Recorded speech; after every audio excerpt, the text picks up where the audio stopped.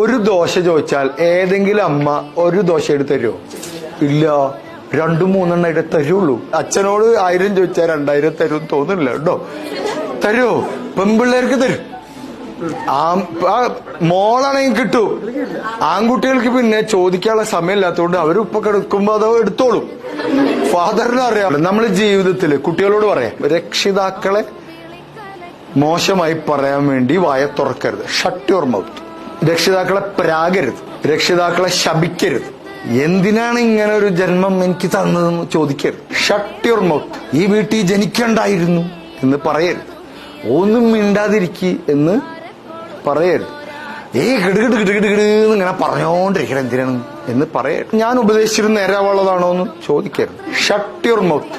അവരെ വിഷമിപ്പിക്കുന്ന ഒരു വാക്കാണ് ഉള്ളിൽ നിന്നും രൂപപ്പെട്ടു വരുന്നതെന്ന് അറിഞ്ഞാൽ വായ തുറക്കരുത്, മിണ്ടരുത്.